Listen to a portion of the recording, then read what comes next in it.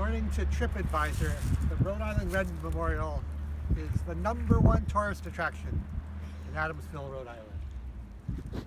The Rhode Island Red, it says on the sign, I'll read it to you, to commemorate the birthplace of the Rhode Island Red breed of fowl, which originated near this location. And it tells you the history of the fowl, and then says the memorial was placed by the Rhode Island Red Club of America, and the very bottom it has the date 1925. Here's a detail of those words at the bottom of the monument. The sculpture was created by Henry L. Norton of Winthrop, Massachusetts, and in 2001 it was added to the National Register of Historic Places. It seems simple, but monuments and memorials are always complicated. Why 1925? Why here? Let's start with why here. Everyone seemed to agree that Little Compton was the right place for a monument. The Rhode Island Red originated as a breed here in Little Compton in 1850s. Became a key part of the local economy from about 1870 to maybe 1915. Little Compton called itself the poultry capital of the country, and in the 1890s, Little Compton farmers exported some 300,000 dozen eggs a year.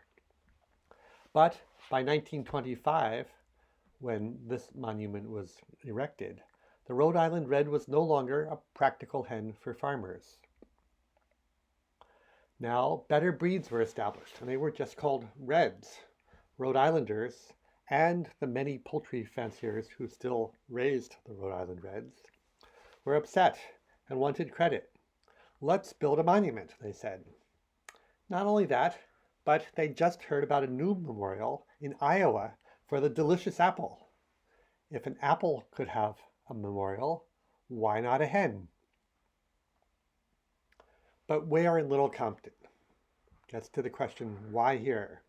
Some thought that it would be on the Tripp farm, that the right place would be the Tripp farm, where the breed was created. Others thought it should be on the eastern side of town. On the western side of town, where the big poultry farms had been. The Rhode Island Red Club of America, which represented poultry fanciers, not locals and not Little Compton, raised the funds for the monument and placed it here.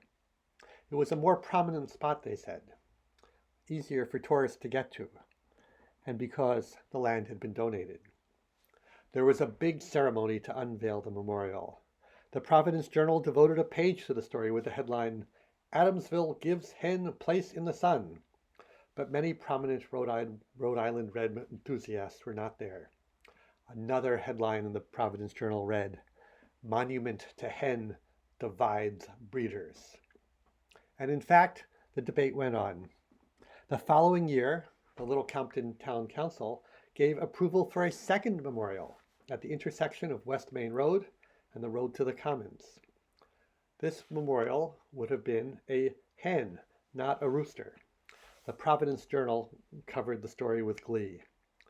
"The Little Compton hen," they wrote, "will go far towards assuaging the grievances which have divided the two villages," that is, Adamsville and Little Compton, "into hostile camps.